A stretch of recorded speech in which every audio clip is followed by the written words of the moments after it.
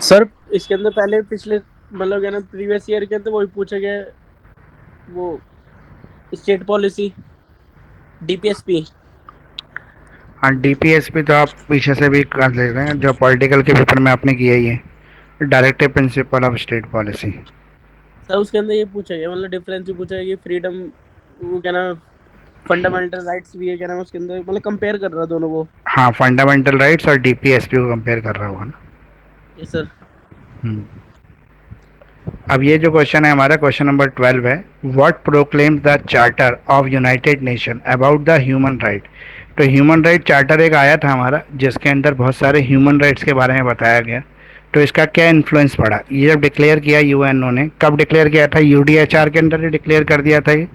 तो यूडीएचआर का जो डिक्लेरेशन था वो आया था आपका 24 अक्टूबर 1945 को आया था। ठीक है, ये आया था आपका 24 अक्टूबर 1945 को। इसके ऊपर जो साइन हुए थे सब लोगों के, वो साइन हुए थे 26 जून 1945 को। ये जो चार्टर था, universal declaration of human right, जो चार्टर था, इसके अंदर कुछ राइट्स को रिकॉग्नाइज किया गया था, जो इंटरनेशनली रिकॉग्नाइज किए गए यूनाइटेड नेशंस के द्वारा, कि ये सब राइट्स जो है ह्यूमंस को मिलने चाहिए और ये होने चाहिए। तो एक चार्टर था, चार्टर के अंदर ये राइट्स बताए गए थे। तो ये राइट्स का जो बेसिक्स था वो ये था कि ये कुछ फंडामेंटल फ्रीडम्स हैं, कुछ ह्यूमन राइट्स हैं जिनको प्रोटेक्ट करना स्टेट की रिस्पॉन्सिबिलिटी है, राज्य की रिस्पॉन्सिबिलिटी है कि उनको प्रोटेक्ट करे। यहाँ पर किसी भी तरह का डिस्क्रिमिनेशन ना करे पब्लिक के साथ, अपने सिटीजन्स के साथ, on the basis of race, caste, sex, language, religion. इसके बेसिस पर कोई डिस्क्रिमिनेशन अलाउड नहीं होना चाहिए। तो इसके पहले आर्टिकल के अंदर ये डिक्लेयर किया था यूनाइटेड नेशन ने कि maintain the international peace and security, अंतर्राष्ट्रीय शांति और सुरक्षा बनाए रखने के लिए, to take the effective collective measures for prevention, मतलब ऐसे कुछ मेजर्स लेने हैं हमें, ऐसे कुछ स्टेप्स फॉलो करने हैं, कुछ चीज़ों को हमें प्रिवेंट करना है, कुछ चीज़ों को रिमूव भी करना पड़ेगा, जिस तरह से हमारे जो डिस्क्रिमिनेशन हैं उनको ख़त्म करके हमें इंटरनेशनल पीस एंड सिक्योरिटी को पाना है। तो इंटरनेशनल लॉ जो है वो आपको एडजस्ट करता है ऐसे डिस्प्यूट्स को, जैसे डिस्प्यूट्स आते हैं जहाँ पे ह्यूमन राइट्स वायलेशन की बात आती है, तो वहाँ पर हमारा यूडीएचआर का रूल जो है वो लागू हो जाता है। तो अगर हम बात करें यूडीएचआर की, तो जनरल असेंबली ने इसको कब से इन्फोर्स किया, 10 दिसंबर 1948। 10 दिसंबर 1948 से इस यूडीएचआर जो था, universal declaration of human right, इसको एनफोर्स कर दिया किसने, जनरल असेंबली ऑफ यूएन ने। अब यहाँ पर इम्पोर्टेंट है जनरल असेंबली। जनरल असेंबली ऐसी असेंबली है जिसकी 193 कंट्रीज से मेंबर है, और ये जो भी कन्वेंशंस होती हैं, जो भी ट्रीटीज़ होती हैं, उनको एनफोर्स कराने का काम जनरल असेंबली करती है। तो जनरल असेंबली यूएन की एक ऑर्गेनाइजेशन है, यूनाइटेड नेशन की एक ऑर्गन है, एक ऑर्गेनाइजेशनल पार्ट है इसका, जो किसी भी रूल्स को वर्ल्ड वाइड स्प्रेड करने का काम करता है, एनफोर्स करने का काम करता है। जैसे हमारी कंट्री के अंदर जो है जुडिशरी का काम है, लॉ की देखभाल करना, उसको एनफोर्स कराना। तो इसी तरह से इंटरनेशनल लेवल पर जो है जनरल असेंबली का काम है ये सब चीज़ों को देखना, चेक करना। तो यूडीएचआर में कौन कौन से राइट्स है जिनको रिकॉग्नाइज किया गया, civil rights, political rights, economical right, social rights, cultural rights. इसके अलावा कुछ फ्रीडम्स को भी रिकॉग्नाइज किया, जैसे right to life, right to liberty, security of person, right to freedom of thought, consciousness, religion. इन सब को भी साथ साथ उन्होंने रिकॉग्नाइज कर दिया। तो यहाँ पे freedom of speech and expressions को इस समय रिकॉग्नाइज किया गया। तो ये सब आपका यूडीएचआर के अंदर आ गया। तो यूडीएचआर जो था ये इंटरनेशनल डिक्लेरेशन था, और इसके इन्फोर्समेंट का काम जनरल असेंबली कर रही थी। इसको सभी कंट्रीज़ को अपने कॉन्स्टिट्यूशन के अंदर इनकॉर्पोरेट करना था, अप्लाई करना था, ह्यूमन राइट कमीशंस बनाने थे अपने अपने कंट्रीज़ के अंदर। तो इसके अंदर जो इनकी बंटवारा किया गया, उसके अंदर बताया गया कि इंटरनेशनल कन्वीनेंट जो हुआ था सिविल और पॉलिटिकल राइट्स के ऊपर, उसके अंदर सिविल और पॉलिटिकल राइट्स की पहचान की गई। फिर एक इंटरनेशनल कन्वीनेंट हुआ आपका इकोनॉमिक, सोशल और कल्चरल राइट के ऊपर, तो वहाँ पर इन राइट्स की पहचान की गई। इन एडिशन अगर हम बात करें, providing a framework for international human right, तो इंटरनेशनल ह्यूमन राइट्स के लिए एक फ्रेमवर्क ये देता है। यूडीएचआर जो है also serve as a tool of advocacy and education on human right. ये पूरे वर्ल्ड को एजुकेट करने की कोशिश कर रहा है ह्यूमन राइट्स के ऊपर। उस समय से पहले ह्यूमन राइट की कोई बात नहीं करता था, लेकिन इस तरह से यूडीएचआर आने के बाद इसकी बात होने लगी। तो यहाँ पे पूरा का पूरा जो आपको आंसर फ्रेम करना है वो universal declaration of human right पे करना है।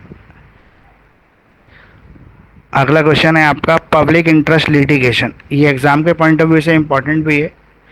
पीआईएल, आपने बहुत सारा नाम सुना होगा कि पीआईएल जो फिल्म भी बनी थी जॉली एलएलबी, एलएलबी यही नाम था ना, हाँ जॉली एलएलबी जो फिल्म थी उसके अंदर दोनों जो सीक्वल हैं इसके 1 और 2, उन दोनों के अंदर एक ही चीज़ दिखाई है पीआईएल। तो ये पीआईएल होती क्या है? सर पब्लिक इंटरेस्ट लिटिगेशन मतलब यहाँ पे क्या नाम है, जो हम फाइल करते हैं वो ग्रुप के ऊपर करते हैं, मतलब एक ग्रुप बन के करते हैं, कम्युनिटी बन के करते हैं, जिससे लोगों को भला हो, वेलफेयर के लिए। हम्म, मतलब ऐसे किसी भी चीज़ के लिए आप जो है सरकार से रिक्वेस्ट कर सकते हो, कोर्ट से रिक्वेस्ट कर सकते हो, जहाँ पे आपका बेनिफिट फॉर होल होल हो, मतलब बेनिफिट फॉर होल, सबका फ़ायदा हो रहा हो। यहाँ पे फ़ायदे का मतलब 20 लोगों का 50 लोगों का नहीं, कम से कम 200 लोगों को उसका फ़ायदा होना चाहिए, तब वो चीज़ पीआईएल में जाती है। तो public interest litigation 200 and more peoples को अगर बेनिफिट हो रहा है तो वो पब्लिक इंटरेस्ट लिटिगेशन है। फॉर एग्जाम्पल मान लो कि आपके मोहल्ले में पानी नहीं आ रहा, तो आप क्या इसके लिए पब्लिक इंटरेस्ट लिटिगेशन लगा सकते हैं कोर्ट में? लगा सकते हैं सर। लगा सकते हैं। क्यों? क्योंकि एक आपकी पूरी सोसाइटी के अंदर प्रॉब्लम हो रही है ना, पूरी सोसाइटी। इसलिए। लेकिन अगर आपके पर्सनल घर में पानी नहीं आ रहा है तो आप लगा सकते हैं? No we can't. तो हम कोर्ट से नहीं बोल सकते कि हमें चाहिए, लेकिन हम इस कंडीशन में लगा सकते हैं क्योंकि हमारा फंडामेंटल राइट्स है। फंडामेंटल राइट है ना कि हमें पब्लिक एम्यूनिटी सरकार दे, हमें सुविधाएं सरकार को देनी चाहिए। तो अगर हमारे घर में ही पानी नहीं आ रहा, बाकी सबके घर में पानी आ रहा है, हमारा कोई पर्सनल फॉल्ट नहीं है, कोई रीज़न टेक्निकल गवर्नमेंट की तरफ से, तब हम उस कंडीशन में पीआईएल तो नहीं लगा सकते, लेकिन कोर्ट में अपनी पिटीशन जरूर फाइल कर सकते हैं आर्टिकल 32 के अंदर। तो दो तरह के आर्टिकल्स हैं हमारे यहाँ पे जिसके अंदर पब्लिक इंटरेस्ट लिटिगेशन लगती है। एक हाई कोर्ट में लगती है, एक सुप्रीम कोर्ट में लगती है, दो कोर्ट में लगती है। हाई कोर्ट के अंदर आर्टिकल 226 और सुप्रीम कोर्ट के अंदर आर्टिकल 32। तो ये मैंने अपनी लास्ट क्लास में आपको एक क्वेश्चन बताया था जहाँ पे सुप्रीम कोर्ट जो थी वो फंडामेंटल राइट्स के वायलेशन को रोक रही थी आर्टिकल 32 के अंदर। तो वहाँ पे हमने क्या पढ़ा था सुप्रीम कोर्ट के बारे में? सर वो एपेक्स कोर्ट है इंडिया की। नहीं नहीं, हमने वहाँ पे आर्टिकल 32 को लेकर डिस्कशन की थी ना उस आंसर के अंदर। फंडामेंटल राइट्स को बचाती है हमारे हाँ रेमेडीज। हाँ। तो कहीं पर भी हमारा वायलेशन ऑफ फंडामेंटल राइट हो रहा हो तो हमारे फंडामेंटल राइट को प्रोटेक्ट करने का काम जो होता है सुप्रीम कोर्ट ऑफ इंडिया करती है आर्टिकल 32 के अंदर। तो इसी आर्टिकल के अंदर हमें पब्लिक इंटरेस्ट लिटिगेशन लगाने का भी पावर मिल गया। उसके अंदर हम पीआईएल फाइल कर सकते हैं।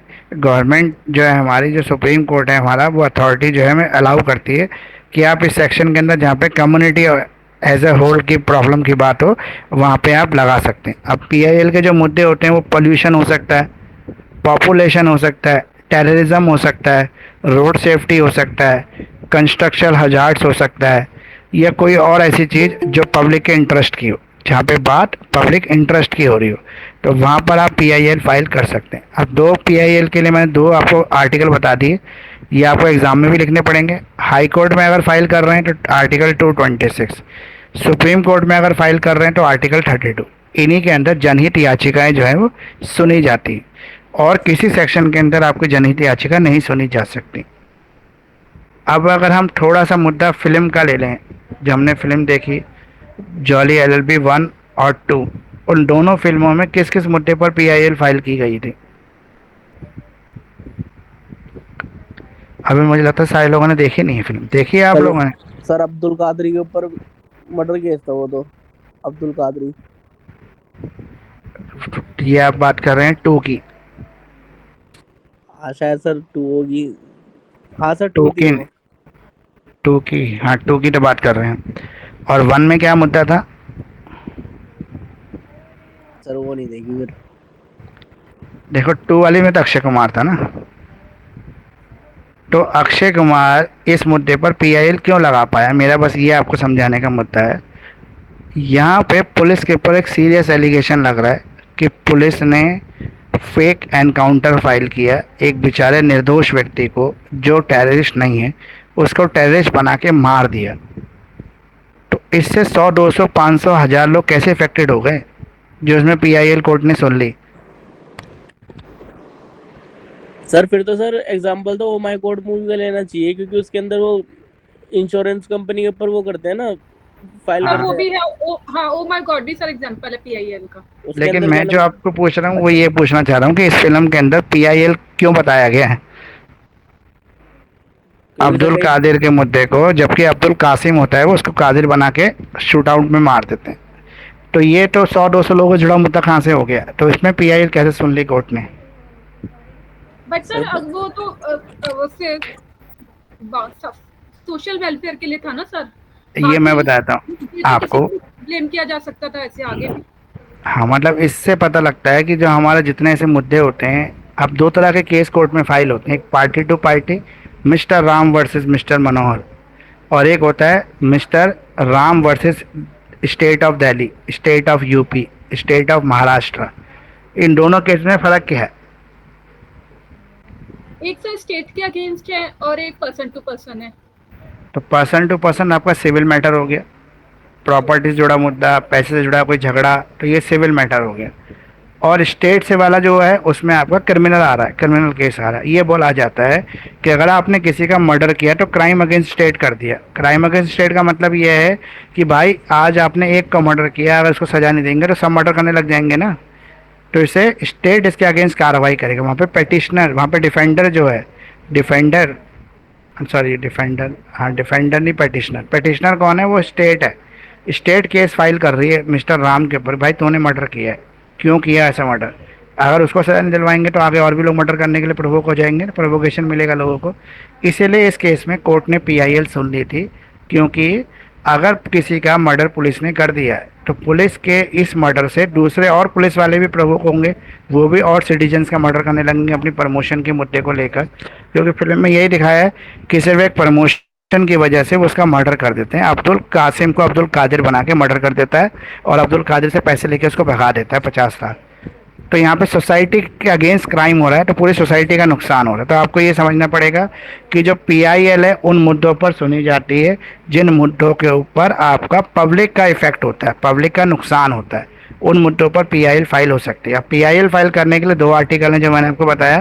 पहला आर्टिकल 226 अगर हाई कोर्ट में फाइल कर रहे हैं, दूसरा आर्टिकल 32 अगर सुप्रीम कोर्ट में फाइल कर रहे हैं। तो यहाँ पर किस किस चीज़ का वायलेशन होना चाहिए, वायलेशन होना चाहिए ह्यूमन राइट का, आपके गवर्नमेंट की पॉलिसी के अगेंस्ट होना चाहिए ये मैटर।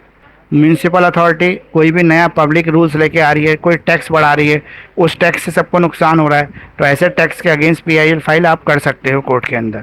कोई भी आपके रिलीजियस राइट्स का वायलेशन हो रहा है, धार्मिक अधिकार आपसे छीना जा रहा है, तो आप उसके अगेंस्ट भी जा सकते हैं कोर्ट, पीआईएल लगा सकते हैं। क्योंकि रिलीजियस राइट्स जो होते हैं वो कम्युनिटी के राइट्स होते हैं, उसके अंदर कोई भी पिटिशन लगाता है तो वो पीआईएल की तरह ही सुनी जाती है। एक पीआईएल जो सबसे पहली थी, जो सबसे पहली पीआईएल फाइल हुई इंडिया के अंदर, वो 1976 में फाइल हुई, जिसका नाम था मजदूर कामगार सभा वर्सेस अब्दुल भाई फिजाउल्ला भाई। ये पहली पिटीशन थी जो फाइल हुई थी एज ए पीआईएल, जिसको रिकॉग्नाइज किया गया कोर्ट ने। इसके अंदर कृष्णा अय्यर ने अलाउड किया ग्रुप ऑफ पीपल को कि वो पिटीशन फाइल कर सकता है। मतलब कृष्णा अय्यर जो है पूरे ग्रुप की, पूरे वर्कर की तरफ से पिटीशन फाइल कर सकता है।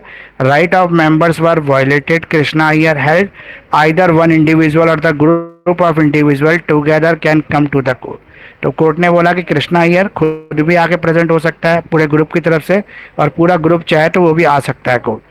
But some time misuse of this petition also comes into picture. लेकिन कई बार ऐसा भी सुनने में आता है कुछ लोग मिसयूज करते हैं इन पिटिशंस का अपनी पॉपुलैरिटी के लिए। जैसे उसमें दिखाया गया फिल्म में कि एडवोकेट क्या कर रहा है, अपनी पॉपुलैरिटी के लिए पीआईएल लगा रहा है, क्योंकि पीआईएल लगा देगा तो वो पॉपुलर हो जाएगा, बड़ा एडवोकेट बन जाएगा। अगर उस पीआईएल के अंदर उसकी पेशी भी हो गई तो कोर्ट ने एक्सेप्ट कर लिया पीआईएल। तो सबसे ज़्यादा पीआईएल लगाने का रिकॉर्ड किसके नाम है इंडिया में? ऐसा कौन सा वकील है, आपको पता होना चाहिए, जिसके नाम सबसे ज़्यादा पीआईएल लगाने का रिकॉर्ड है?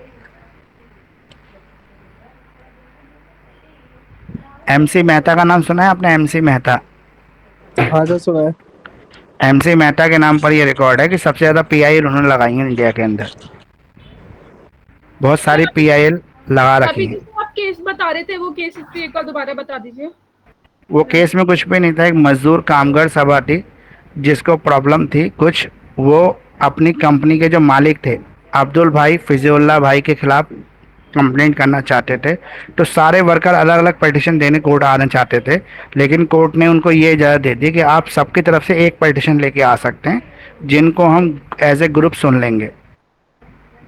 तो यहाँ से पीआईएल के कॉन्सेप्ट की शुरुआत हो गई थी, जहाँ पे पूरी पब्लिक को कोर्ट आने की जरूरत नहीं है, उसकी तरफ से एक व्यक्ति आके पिटिशन फाइल कर सकता है, या फिर वो व्यक्ति अगर इफेक्टेड नहीं है तो भी पिटिशन फाइल कर सकता है अगर वो मुद्दा पब्लिक से जुड़ा हुआ है।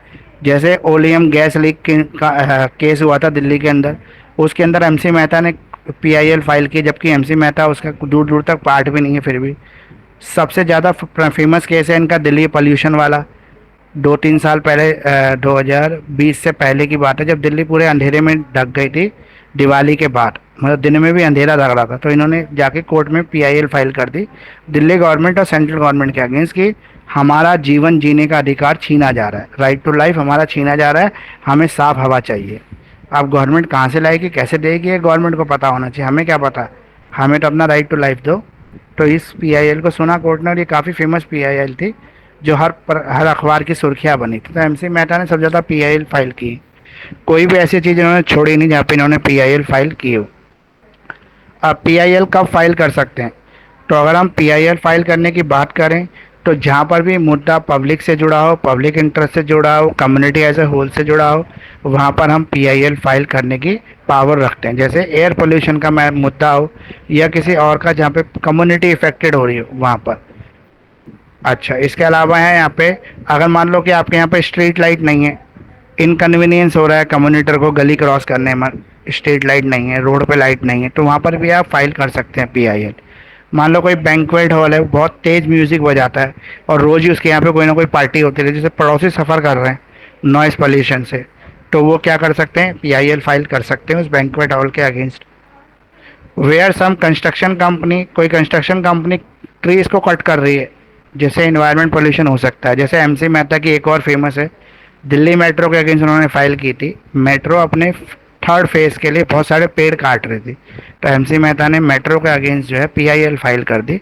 उसके डिसीजन पे कोर्ट ने ये बोला कि भाई एक पेड़ के बदले 10 पेड़ लगाने पड़ेंगे दिल्ली मेट्रो को, क्योंकि ये तो डेवलपमेंट का मुद्दा है, मेट्रो तो बनेगी बनेगी, थर्ड फेज तो होगा ही हो उसका, तो उसके लिए अगर किसी को पेड़ काटने की जरूरत पड़े तो कहीं कंपलसरी है। वैसे मेट्रो कोशिश करे कि बचा है, लेकिन जो नहीं बच सकते उनको काटना पड़ेगा, लेकिन उसके बदले में मेट्रो एक पेड़ के बदले में 10 पेड़ लगाएगी। तो ये एमसी मेहता के बहुत सारे और केसेस हैं जो पीआईएल के काफ़ी फेमस केसेस हैं। Where the people get affected become because of the state government, अगर कोई भी ऐसा कोई टैक्स लगा दे, स्टेट गवर्नमेंट मान लो धर्म के नाम पे टैक्स लगा दे कि आपको अगर मंदिर में पूजा करनी है तो मंदिर में घुसने से पहले 5 रुपये का टैक्स देना पड़ेगा, जब भी आप मंदिर में जाकर पूजा कर सकते हैं। तो ऐसे टैक्स रिलीजियस भेदभाव को बढ़ा रहे हैं, तो आप जाके कोर्ट में जा सकते हैं कि भाई ऐसा टैक्स क्यों लगा दिया हमारे ऊपर। मान लो हाउस टैक्स बढ़ा दिया अचानक से, 100 रुपये हाउस टैक्स था, एकदम से बढ़ा के 175 रुपये कर दिया, 75% टैक्स बढ़ा दिया, तो आप कोर्ट चले जाओगे, पीआईएल लगा सकते हो कि भाई सिर्फ 25% तक ही बढ़ाना अलाउड है, उससे आप ऊपर कैसे बढ़ा रहे हैं। मान लो जेल के अंदर कोई कैदी रह रहे हैं तो वो भी पीआईएल लगा सकते हैं, उनको अच्छा खाना नहीं मिल रहा, उनको साफ़ जेल नहीं मिल रही, उनको पीने का पानी नहीं मिल रहा, तो भी वो लगा सकते हैं पीआईएल। कोई बच्चा है उसके राइट्स को कहीं अबॉलिश किया जा रहा है, छीना जा रहा है, तो वो भी पीआईएल फाइल कर सकता है। जैसे child labour, bound labour, bound labour समझते हो ना, जो बंधक बना के रखा जाता है, स्लेवरी। कोई वुमेन्स है जिसको सेक्सुअल हरेसमेंट किया जा रहा है, तो वो वुमेन भी जो है, वर्किंग वुमेन जो है, ऑफिस के अंदर सेक्सुअल हरेसमेंट हो रहा है, तो वो जाके पीआईएल फाइल कर सकती है। ठीक है। करप्शन क्राइम का कोई मुद्दा है जहाँ पे पॉलिटिकल लोग इन्वॉल्व हैं, पॉलिटिशियन इन्वॉल्व हैं, तो वहाँ पर भी पीआईएल लगा सकते हैं। जहाँ पे रोड मेंटेन करने की बात हो, सीवर मेंटेन करने की बात हो, मान लो आपकी गली का सीवर ख़राब हो गया, गवर्नमेंट उसको चेंज नहीं करवा रही, आप जा के पीआईएल फाइल कर सकते हैं। कोई बड़ा होर्डिंग लगा हुआ है जिसकी वजह से प्रॉब्लम हो रही है किसी को, कोई साइन बोर्ड है जो सड़क पे लगा हुआ है, गलत लगा हुआ है, उसके लिए भी आप पीआईएल फाइल कर सकते हैं। ठीक है। तो पब्लिक इंटरेस्ट लिटिगेशन जो है ट्रैफिक के ऊपर भी फाइल हो सकती है। फॉर एग्जांपल, एक चौराहे से आप जा रहे हैं और वहाँ पे रोज़ाना ही आपको जाम मिलता है, तो आप वहाँ पे भी पीआईएल लगा सकते हैं कि भाई साहब रोज़ मुझे यहाँ पे 1 घंटा ख़राब हो जाता है ट्रैफिक में, तो ट्रैफिक पुलिस कर क्या रही है, इस जाम को खुलवाने का कोई रास्ता निकालो, कुछ भी करो, अल्टरनेटिव्स लाओ, कुछ तो लाओ। फ्लाईओवर बनाओ, अंडर सबवे बनाओ, कुछ तो बनाओ, ताकि ये अंडर पास बनाओ, ताकि ये तो जाम खत्म हो। तो इसी तरह की पीआईएल भी फाइल हो सकती है। मान लो एक पुलिस वाला है, आपकी कॉलोनी के बाहर रोज खड़ा हो जाता है, रोजाना ही आपके चालान कर देता है, परेशान हो गए आप उससे, आप उसके अगेंस्ट भी पीआईएल लगा सकते हैं कि भाई क्यों तो मेरी कॉलोनी के गेट पर रोज ही खड़ा हो जाता है, ऐसा क्यों करता है। लेकिन इसके अगेंस्ट वो ये कह सकता है भाई वो तो अपनी ड्यूटी का फॉलो कर रहा है ना, आपकी गलती है, आप हेलमेट नहीं पहन रहे, अपने डॉक्यूमेंट नहीं रख रहे और रोज ही एक तरह का ऑफेंस आप कर रहे हैं। लेकिन फिर भी आप उस नॉनसेंस के अगेंस्ट, मतलब आपको तो इनकन्वीनियंट हो रही है, आप जाके कोर्ट में फाइल कर सकते हैं कि भाई किसी और जगह तुझे काम नहीं है तो हमेशा में यहीं पे खड़ा हो जाता है। तो पीआईएल इस तरह के मुद्दों के अंदर जो फाइल हो सकती है, जो पब्लिक के इंटरेस्ट से जुड़े मुद्दे होते हैं, जहाँ पे पूरी पब्लिक इफेक्टेड हो, वहाँ पर आप पीआईएल फाइल कर सकते हैं। अब पीआईएल फाइल करने के लिए दो कोर्ट हैं, हाई कोर्ट और सुप्रीम कोर्ट। क्या डिस्ट्रिक्ट कोर्ट में पीआईएल फाइल हो सकती है? नहीं सर, वहाँ से सिविल मैटर देखे जाते हैं वैसे तो। नहीं, क्रिमिनल मैटर भी तो होते हैं, इतने सारे कैदी आते हैं डिस्ट्रिक्ट कोर्ट्स में। वैसे वाले पर्सन टू पर्सन कह रहा हूँ मैं। नहीं नहीं, स्टेट वाले भी होते हैं, क्रिमिनल मैटर नहीं होते, बहुत सारे हथकड़ी लगा के कैदियों को लेके आते हैं पुलिस वाले डिस्ट्रिक्ट कोर्ट्स में। ठीक सर, ठीक है। तो पीआईएल तो ऐसा मुद्दा नहीं है ना कि आपका क्रिमिनल है सिविल है, पीआईएल तो वो मुद्दा है जहाँ पे पब्लिक अफेक्टेड हो रही है। तो हमारे कॉन्स्टिट्यूशन ने तो दो ही सेक्शन बताए हैं, article 226 high court, article 32 supreme court. District court के लिए कोई सेक्शन बनाया ही नहीं है, कोई प्रोविज़न हमारे पास है ही नहीं, कोई आर्टिकल है ही नहीं, तो हम डिस्ट्रिक्ट कोर्ट में कैसे लगा सकते हैं पीआईएल। इसलिए पीआईएल सर दो ही कोर्ट में लग सकती है, आर्टिकल 226 के साथ हाई कोर्ट में, आर्टिकल 32 के अंदर सुप्रीम कोर्ट में। 50 से ज़्यादा फैमिलीज इससे अफेक्टेड होनी चाहिए। देखो फैमिलीज 50 से ज़्यादा, लोग 200 से ज़्यादा, ये मान के चलना पड़ेगा, क्योंकि ऑन एवरेज ये माना जाता है कि एक फैमिली में कितने लोग हैं, 4 मेंबर तो होते ही हैं, हस्बैंड वाइफ और 2 बच्चे। तो इसीलिए 200 लोग ज़्यादा इफेक्टेड हो रहे हो तो, या फिर 50 से ज़्यादा परिवार इफेक्ट हो रहे हो तो भी आप पीआईएल फाइल कर सकते हैं। अब है प्रोसीजर क्या है पीआईएल फाइल करने का। अगर हम हाई कोर्ट की बात करें तो आपको 2 कॉपीज लगानी पड़ेंगी यहाँ पे पिटिशंस की, और एक एडवांस कॉपी आपको सप्लाई करनी पड़ेगी जिसके अगेंस्ट आप पिटिशन लगा रहे हैं। फॉर एग्जांपल आप पोल्यूशन के लिए लगा रहे थे, आपको दिल्ली सरकार के खिलाफ लगा रहे हैं, तो दिल्ली पोल्यूशन कंट्रोल बोर्ड को देनी पड़ेगी एक कॉपी एडवांस कि भाई साहब मैं आपके खिलाफ केस लगा रहा हूँ, आ जाओ कोर्ट, जबकि कोर्ट डेट देगी तब। इसके अलावा अगर आप सुप्रीम कोर्ट में लगा रहे हैं तो आपको 4 कॉपियां तैयार करनी पड़ेंगी, 4 + 1 5 सेट तैयार करने पड़ेंगे पिटीशन के, और आपको अपोजिट पार्टी को भी सप्लाई करनी पड़ेगी एक कॉपी, और एक नोटिस सप्लाई करना पड़ेगा। इसकी कोर्ट फीस कितनी है? अगर हम कोर्ट फीस की बात करें तो 50 रुपये की फ़ीस है इसको फाइल करने की, ठीक है। और 50 रुपये की स्टैंप लगानी पड़ती है, कोर्ट फीस वाली जो स्टैंप होती है ना, वो लगानी पड़ेगी आपको इसके अंदर। प्रोसीजर क्या है इसका? जो पब्लिक इंटरेस्ट लिटिगेशन होती है वो सबसे पहले मजिस्ट्रेट की परमिशन के लिए, उसकी इजाज़त के लिए उसको दी जाती है। अगर मजिस्ट्रेट उसको अलाउ कर देता है तो डेट देता है, तब उस पर सुनवाई शुरू होती है। नहीं तो बहुत सारी पीआईएल जो होती है मजिस्ट्रेट अप्रूव ही नहीं करता, छोड़ देता है, जैसे फिल्म में भी दिखाया है। और अच्छी फिल्म है, दोनों 1 और 2 आप जरूर देख लेना। पब्लिक इंटरेस्ट लिटिगेशन का पूरा मुद्दा, पूरी फाइलिंग उसके अंदर दिखाई है किस तरह से फाइल होती है। तो पहले तो वकील, जो सुप्रीम कोर्ट का जज होता है, वो अकेला बुलाता है वकील को, भाई आ जाओ, क्यों भैया क्या प्रॉब्लम है, आपने क्यों पीआईएल फाइल कर दी इस मैटर में, ऐसे पूछते हैं जज उस वकील से। तुम्हारे पास कोई सबूत वबूत है कि नहीं है कि ऐसे ऐसे फेमस होने के लिए, नाम बनाने के लिए आपने पीआईएल फाइल कर दी? क्योंकि बहुत सारे वकील ऐसे ही करते हैं, अपने आप को फेमस करने के लिए किसी भी ऐसे मुद्दे से ढूंढने की कोशिश करते हैं जिनसे उनको पब्लिसिटी मिल जाए, ताकि उनका नाम फेमस हो जाए। तो जज पहले उसको अकेले को, वकील को बुला के पूछता है, भाई कुछ सबूत वबूत हैं कि ऐसी ऐसे फेमस होने के लिए पीआईएल फाइल कर दिया आपने? तो वो अपने सबूत वहाँ पे बताता है कि सर मेरे पास ये प्रॉब्लम्स हैं, ये सबूत हैं। अगर आपके पास एविडेंस जो होते हैं वो मजबूत होते हैं तो आपका केस सुन लिया जाता है, फिर एक डेट दी जाती है अगली, जिसमें सामने वाली पार्टी को भी बुलाया जाता है। इस फिल्म में बिल्कुल क्लियरली ये दिखाया है कि पिटीशन किस तरह से फाइल होती है। पहले अक्षय कुमार अकेला जाता है जज के सामने, जज पूछता है उससे, भाई पिटीशन फाइल कर रहे हो, क्या रीज़न है? तो वो कहता है कि नहीं ये गलत हुआ है, अब्दुल कासिम है, वो अब्दुल कादिर है ही नहीं, उसको पुलिस ने गलत मारा। फिर कहता है, जज पूछता है भाई कोई सबूत वबूत है कि नहीं है? तो कहता है कि जी साहब है मेरे पास, वो कुछ बताता है उनको। फिर वो उस अगली डेट पे जो है सामने वाली अपोजिशन पार्टी का लॉयर भी आ जाता है, पार्टी भी आ जाती है। तो ये सब चीज़ें जो है आपके पूरा प्रोसेस है जिस तरीके से फाइल की जाती है। बहुत सारी पब्लिक इंटरेस्ट लिटिगेशन फाइल हुई है। कोई भी एमसी मेहता का केस आप सर्च कर लेना, उसको लिख देना इसके अंदर एज एग्जाम्पल, वो चल जाएगा। एक और था, वो गुजरात का बड़ा फेमस केस था, अब मुझे उस लेडीज़ का नाम तो याद आ नहीं रहा, सायरा बानो था, पता नहीं क्या नाम था उसका। वो वाला केस भी बड़ा फेमस पब्लिक इंटरेस्ट लिटिगेशन में आता है, जिसने 3 तलाक के ऊपर फाइल किया था कोर्ट के अंदर, बोला था कि मेरे हस्बैंड ने मुझे 3 तलाक दे दिया, ये कोई तरीका नहीं है, मेरा कॉन्स्टिट्यूशनल राइट्स का वायलेशन हुआ। उसने पीआईएल फाइल कर दी थी इस केस के अंदर, जबकि उसके हस्बैंड ने उसको तलाक दिया था, लेकिन उन्होंने पीआईएल फाइल कर दी पूरी मुस्लिम कम्युनिटी के लेडीज़ की तरफ से। तो वो केस उन्होंने सुना और फिर सुप्रीम कोर्ट ने एडवाइस की सेंट्रल गवर्नमेंट को कि भाई बड़ा गलत हो रहा है, ऐसा नहीं होना चाहिए, हमारा कॉन्स्टिट्यूशन वुमेंस की प्रोटेक्शन पे काम करने की बात करता है, और वुमेंस की प्रोटेक्शन कहाँ हो रही है, किसी व्यक्ति का कभी भी मन कर रहा है तो फ़ोन पे तलाक दे रहा है, मन कर रहा है तो चिट्ठी से तलाक दे रहा है, मन कर रहा है तो बोल के तलाक दे रहा है, बिना किसी रीज़न के बोल देता है तलाक। एक बार बोल दिया तो ये, 2 बार बोल दिया तो ये, 3 बार बोल दिया तो ये। तो ये तीनों सिस्टम क्या है, सोसाइटी के हमारे अगेंस्ट हैं, इंडियन सोसाइटी के अगेंस्ट नहीं, इन पर कोई एक्शन नहीं है। तो गवर्नमेंट ने क्या किया, सुप्रीम कोर्ट के एडवाइस को मानते हुए एक नया कानून दिया है और ट्रिपल तलाक को इंडिया में बैन ही कर दिया। लेकिन गवर्नमेंट के ऊपर जो आरोप लगा वो इसलिए नहीं लगा था कि उन्होंने ट्रिपल तलाक को बैन किया, मुस्लिम कम्युनिटी ने आरोप इसलिए लगाया क्योंकि इन्होंने एक क्लॉज जोड़ दिया उसके अंदर।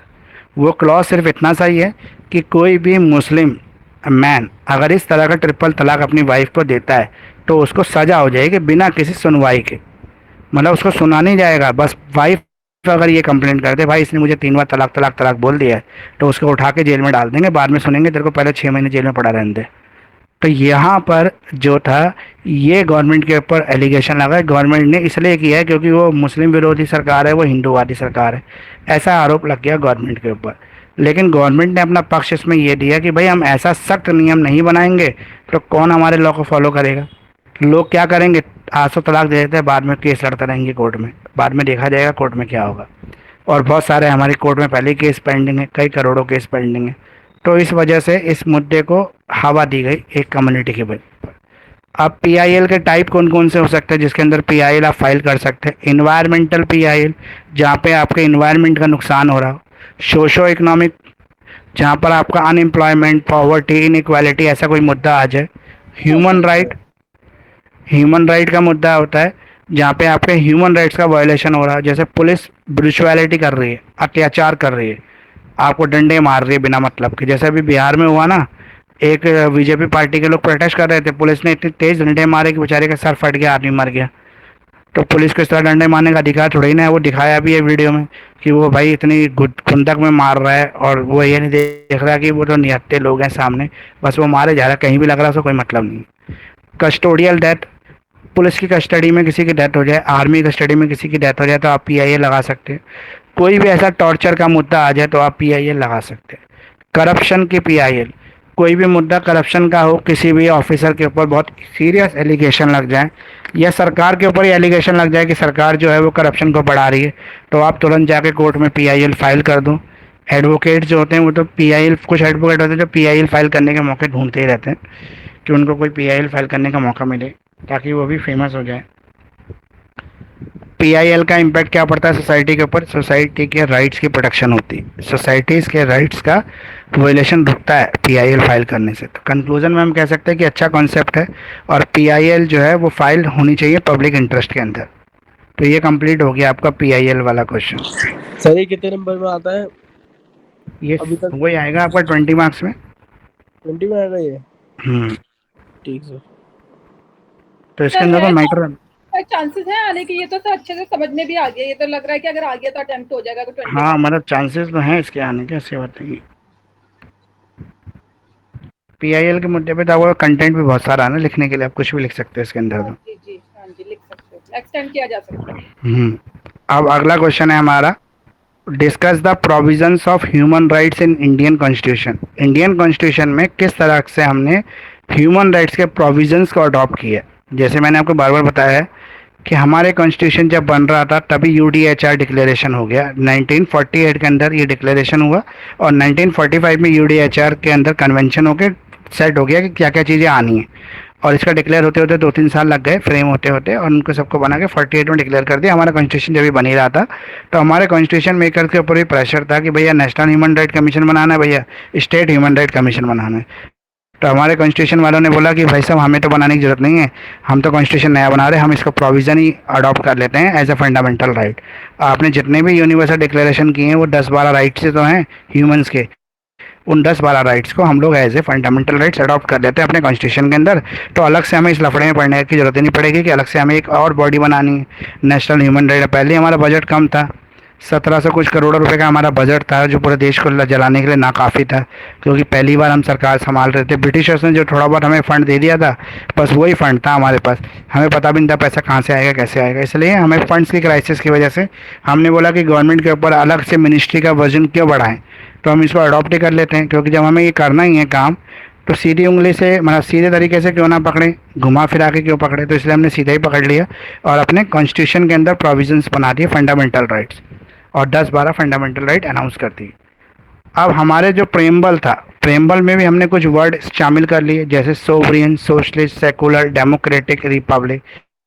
ये सारे वर्ड जो थे ये भी यूडीएचआर डिक्लेरेशन से ही निकले थे कि कंट्री जो है सोवरियन जो कंट्रीज है वो सोशलिस्ट होना चाहिए, सामाजिक होना चाहिए, सेकुलर होना चाहिए, धर्म के आधार पर कोई भेदभाव नहीं करना चाहिए, डेमोक्रेटिक होना चाहिए, डेमोक्रेटिक मतलब पब्लिक के द्वारा चुनी गई सरकार होनी चाहिए। तो हमने वहाँ से ये भी चीज़ें अपना ली। तो अब हमने क्या किया कि ह्यूमन राइट्स का पूरा अपने कॉन्स्टिट्यूशन में समा लिया इसको। तो हमने अपने कॉन्स्टिट्यूशन के अंदर पार्ट 3 बनाया। अब पार्ट 3 हमें क्या बताता है? पार्ट 3 हमें बताता है कि हमारे जो फंडामेंटल राइट्स हैं वो कौन कौन से हैं। तो हमने पार्ट 3 ऑफ द कॉन्स्टिट्यूशन बना दिया इसके अंदर, जो हमारे फंडामेंटल राइट्स के बारे में लिखा हुआ है। तो फंडामेंटल राइट्स कौन कौन से हैं हमारे? राइट टू इक्वालिटी, आर्टिकल 14 के अंदर हमें बताया गया कि हमें राइट टू इक्वालिटी है। अब इक्वालिटी के अंदर भी कई राइट्स हैं, वो आपको खुद भी देखना पड़ेगा। जैसे कोई भी डिस्क्रिमिनेशन नहीं होगा, ना तो रिलीजन पे, ना रेस पे, ना कास्ट पे, ना सेक्स पे, ना प्लेस ऑफ बर्थ पर, किसी की तरह कोई डिस्क्रिमिनेशन अलाउड नहीं, सब इक्वल है। राइट टू फ्रीडम, हमें आज़ादी का पूरा अधिकार दे दिया गया आर्टिकल 19 के अंदर। हमें बोला गया कि आप फ्री हैं, आप पूरे इंडिया में कहीं भी जा सकते हैं, कोई भी ट्रेड कर सकते हैं, कहीं भी रह सकते हैं, कहीं भी घर बना सकते हैं। सिर्फ कश्मीर को आप छोड़ देना, कश्मीर थोड़ा डिस्प्यूटेड मामला है, उसके अलावा पूरे भारत में कहीं भी जाओ, कुछ भी करो, कोई रोक टोक नहीं। कश्मीर में सिर्फ कश्मीरियन करेंगे, आर्टिकल 370 लगा दिया, धारा 370 उसके अंदर लगा दिया, भाई आप वहाँ नहीं जा सकते, पूरे इंडिया में कहीं भी जा सकते हैं। राइट अगेंस्ट एक्सप्लॉयटेशन दे दिया हमें आर्टिकल 23। आर्टिकल 23 ने बोला कि अगर कोई आपको एक्सप्लॉयट करता है, आपका मालिक आपसे ज़्यादा काम करा रहा है, आपको ज़बरदस्ती काम करा रहा है, आपको बांध के रख रहा है, बच्चों से काम करा रहा है, तो उसके अंदर हम राइट टू एक्सप्लॉयटेशन दे देते हैं आपको, वो आपको बचाएगा। Right to freedom of religion, अगर आपको अपने धर्म को मानने से कोई रोक रहा है, कोई कह रहा है कि आप हिंदू हैं, आप सिख हैं, आप मुस्लिम हैं, अपने धर्म की फॉलो नहीं कर सकते, तो हम आपको आर्टिकल 25 की गारंटी दे देते हैं कि आपको कोई भी रोकेगा नहीं, आप अपने धर्म को अपने हिसाब से मान सकते हैं, अपने हिसाब से पाल सकते हैं। लेकिन साथ में ये भी रोक लगा दी कि धर्म भी आपको किसी चीज़ को करने के लिए प्रेशर नहीं डालेगा। मतलब अगर आप नहीं करना चाहते, फॉर एग्जाम्पल मान तो आपका व्रत रखने का परंपरा है हिंदू धर्म में, और आप व्रत नहीं रखना चाहते, तो धर्म ये नहीं होगा कि ज़बरदस्ती डंडा लगा के आपको व्रत करवाएगा कि भाई आपको व्रत करना ही पड़ेगा, अगर हिंदू धर्म में रहना, वरना हम निकाल देंगे आपको हिंदू धर्म से। तो ऐसा नहीं कर सकता कोई भी धर्म। जैसे अब रोज़े रखना है मुस्लिम में, ऐसा नहीं है कि आप रोज़े नहीं रखोगे तो आपको मुस्लिम धर्म से बाहर कर देंगे जी आप रोज़े नहीं रख रहे, तो ऐसा नहीं होगा। ये भी एक गारंटी दे दी कॉन्स्टिट्यूशन ने। कल्चरल और एजुकेशनल राइट, तो कल्चरल और एजुकेशनल राइट जो था हमारा, उसके अंदर ये था कि आर्टिकल 29 और 30 के अंदर ये राइट दे दिया हमें कि हम अपनी भाषा को, अपनी संस्कृति को, अपने ग्रुप्स को, जो माइनॉरिटी ग्रुप्स होते हैं उनकी हिसाब से परंपराएं चला सकते हैं, कोई हमारे पर बंदिश नहीं है। राइट टू लाइफ और पर्सनल लिबर्टी, ज़िंदगी जीने का अधिकार और पर्सनल लिबर्टी यानी कि आज़ादी का अधिकार हमें इस आर्टिकल के अंदर मिला जो 21 था। इसके अंदर बोला कि आप अपनी ज़िंदगी को अपने हिसाब से जी सकते हैं, वो फुल आज़ादी है जीने की, लेकिन आप वायलेशन ऑफ लॉ नहीं करोगे, आप कानून को नहीं तोड़ोगे बस। अगला है राइट टू कॉन्स्टिट्यूशनल रेमेडीज़। अब कॉन्स्टिट्यूशनल रेमेडीज़ क्या होती हैं? जो आपको कॉन्स्टिट्यूशन ने कुछ रेमेडीज़ दे दी कि भाई अगर ऊपर वाले 6 फंडामेंटल राइट्स आपको नहीं मिलते हैं तो आप कोर्ट आ जाओ, आर्टिकल 32 आपके लिए है, सुप्रीम कोर्ट आपके राइट्स को वापस दिलाएगा। कौन नहीं आपके राइट्स को दे रहा? आपको कोर्ट नहीं दे रही, सॉरी आपको सरकार नहीं दे रही, तो हम सरकार को बोलेंगे कि आपको राइट्स दें। आपको कोई व्यक्ति है, पड़ोसी है, जो आपके राइट्स का वायलेशन कर रहा है, तो हम पड़ोसी को सजा दे देंगे कि भाई साहब आप इसके राइट्स का वायलेशन क्यों कर रहे हैं। तो ये सब राइट्स हमें दे दिए कॉन्स्टिट्यूशन ने, जिसे हम फंडामेंटल राइट्स कहते हैं। इसके अलावा हमें क्या दे दिया उन्होंने, directive principle of state policy दे दिया पार्ट 4 के अंदर। बोला कि हम स्टेट को भी ये बता दें, लोगों को तो अधिकार दे दिए, लेकिन स्टेट्स को भी ये बता दें कि उसको पब्लिक वेलफेयर के लिए काम कैसे करना है, किस तरीके से लोगों की भलाई के लिए काम करना है। तो इसके अंदर बहुत सारे रूल्स और रेगुलेशंस डिसाइड कर दिए कॉन्स्टिट्यूशन मेकर ने। बोला कि भाई नया नया भारत आज़ाद हुआ है, नई नई सरकारें बन रही हैं, स्टेट गवर्नमेंट भी नहीं है, सेंट्रल गवर्नमेंट भी नहीं है, इनको पता नहीं है कि किस कामों पर, किस मुद्दों पर काम करना चाहिए। तो हम इनको एक रास्ता दिखा देते हैं, एक रोड मैप दे देते हैं, जैसे गूगल मैप आपको रास्ता दिखाता है, इस तरह से हम इसको रास्ता बता देते हैं और इस पर चलना इनकी जिम्मेदारी रहेगी। तो ये डायरेक्टिव प्रिंसिपल्स हो गए। अब नेशनल ह्यूमन राइट कमीशन बनाया हमने 1993 के अंदर। ये मैंने ऑलरेडी पहले आपको बिल्कुल डिटेल में डिस्कस कर दिया है, तो यहाँ पर मैं ज़्यादा ना बताते इतना ही बता दूंगा कि कहीं पर भी ह्यूमन राइट का वायलेशन हो रहा हो तो नेशनल ह्यूमन राइट कमीशन उसके अगेंस्ट एक्शन लेता है, लेकिन ये 93 में आया था। फिर है स्टेट ह्यूमन राइट कमीशन। अगर स्टेट गवर्नमेंट की अथॉरिटी आपका वायलेशन कर रही है तो यहाँ पे स्टेट ह्यूमन राइट कमीशन काम करता है आपका इसके लिए। उसके अलावा protection of womens and childrens right, जो मैंने कल आपको समझा दिए थे दोनों, नेशनल कमीशन फॉर वुमेन और DCPCR, Delhi commission for protection of child right या national commission for protection of child right, ये सब जो है बच्चों के अधिकारों की रक्षा के लिए काम कर रहे हैं। प्रोहिबिशन ऑफ अनटचेबिलिटी, इंडिया के अंदर सबसे बड़ी परेशानी क्या थी, अनटचेबिलिटी को ख़त्म करना। अनटचेबिलिटी को ख़त्म करने के लिए, छुआछूत को ख़त्म करने के लिए सिर्फ एक व्यक्ति काम कर रहा था, वो था डॉक्टर भीमराव अंबेडकर, जो शुरू से इस चीज़ के लिए लगे हुए थे कि हमें अनटचेबिलिटी का अबॉलिशन करना है, इसको ख़त्म करना है, क्योंकि हमारे यहाँ पे सबसे ज़्यादा अभिशाप ही अनटचेबिलिटी है। इवन बहुत सारे ऐसे एलिगेशन लगे हुए हैं, महात्मा गांधी के ऊपर भी ऐसे एलिगेशन लगे हैं कि वो भी कहीं ना कहीं सपोर्टर थे। किस चीज़ के सपोर्टर थे, अनटचेबिलिटी के।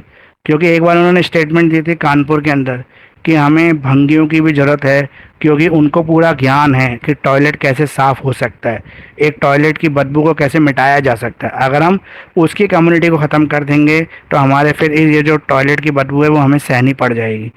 तो इस स्टेटमेंट से जो B.R. अम्बेडकर ने फोकस किया गांधी जी को, बोला कि गांधी जी जो हैं वो अनटचेबिलिटी के पक्षधर हैं, उनके वो अनटचेबिलिटी ख़त्म नहीं करना चाहते, उसका समर्थन करते हैं। एक बार और एक स्टेटमेंट दी थी गांधी जी ने अपनी स्टेटमेंट में, एक अधिवेशन में बोला उन्होंने पब्लिक मंच से कि जो मनुस्मृति थी जिसके अंदर ये सोसाइटीज़ बांटी गई हैं, शायद वो कहीं ना कहीं सही है, क्योंकि अगर सब लोगों को सब राइट दे देंगे तो क्या होगा, सारे लोग एक ही काम को करने लगेंगे जो अच्छा है, फिर ये छोटे काम करने वाले लोग कहाँ से आएंगे। तो इसीलिए समाज का बंटवारा जरूरी है। तो बहुत सारी ऐसी चीज़ें जिनसे पता लगता था कि वो भी अनटचेबिलिटी के पक्षधर थे, सपोर्टर थे। तो सिर्फ एक ही व्यक्ति के ऊपर ये जाता है सारा कि B.R. अम्बेडकर थे जिन्होंने अनटचेबिलिटी को ख़त्म किया, और ये कॉन्स्टिट्यूशन के चेयरमैन भी थे, इसलिए इन्होंने आर्टिकल ही बना दिया कि भाई आर्टिकल बना देते हैं ताकि कॉन्स्टिट्यूशन में आर्टिकल बन जाएगा तो लॉ बाइंडिंग फोर्स जो कि लॉ के द्वारा लोगों को इस चीज़ से रोका जाएगा, इसकी प्रैक्टिस है। तो आर्टिकल 17 आ गया। आर्टिकल 17 में बोला गया प्रोहिबिशन ऑफ अनटचेबिलिटी।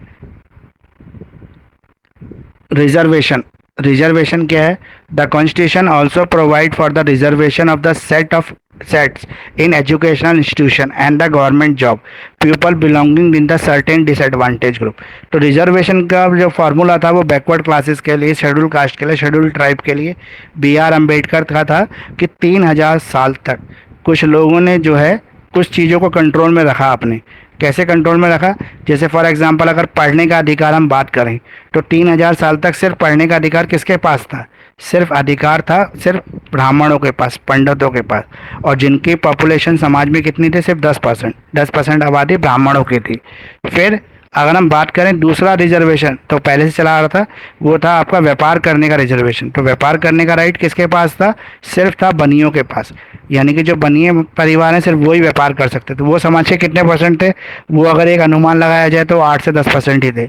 फिर दूसरा अगर हम बात करें तो आर्मी, मिलिट्री, ये सब सैनिक युद्ध अभ्यास, ये सब क्षत्रियों का एक अधिकार था। तो रिजर्वेशन तो बहुत पहले से चला आ रहा था, लेकिन B.R. अम्बेडकर ने इन सब रिजर्वेशन को ख़त्म कर कर किस चीज़ को प्रमोट किया कि समाज का जो 3000 साल से जो वंचित वर्ग है, जो सबसे लास्ट कैटेगरी में बांटा गया, ताकि वो भी मेन स्ट्रीम में आ सके। तो इसका फ़ायदा अब धीरे धीरे मिलने लगा। 30-75 साल 80 साल करीबन हो गए रिजर्वेशन को, लेकिन सोसाइटी अभी भी उसी तरह के कई जगह पर अभी भी ऐसी शिकायतें मिलती हैं कि डिस्क्रिमिनेशन हो रहा है। तो रिजर्वेशन ज़रूरी था कहीं ना कहीं। जुडिशियल एक्टिविज्म की अगर हम बात करें तो जुडिशियल एक्टिविज्म में हमारी सुप्रीम कोर्ट, हमारी हाई कोर्ट और हमारी डिस्ट्रिक्ट कोर्ट्स आती हैं जो आपके कानून व्यवस्था को बनाए रखने का काम करती हैं। इवन ह्यूमन राइट्स का भी काम जो होता है यही एसोसिएशंस, यही संस्थाएं कर रही हैं। कभी भी हमारे ह्यूमन राइट के वायलेशन में कोई भी मैटर आता है तो उसके लिए पीआईएल फाइल होती है, तो सुप्रीम कोर्ट और हाई कोर्ट उस पीआईएल को सुनते हैं और पब्लिक इंटरेस्ट के अंदर डिसीजन देते हैं। तो ये क्वेश्चन आपका कंप्लीट हो गया आज। तो 3 क्वेश्चन आज की क्लास में भी कंप्लीट हो गए और अब आपका 20 तारीख को है ह्यूमन राइट्स का पेपर, जो अभी आगे बढ़ने के कोई चांसेस नहीं है। आपका 20 ही तारीख को पेपर होगा। कोई डाउट आपके आज की क्लास के? नहीं सर। बाकी मैं रिकॉर्डिंग आपको सबको शेयर कर दूंगा। था आपने पीआईएल से पहले वाला? यूडीएचआर। ओके। सर कमीशन और काउंसिल में क्या डिफरेंस आता है?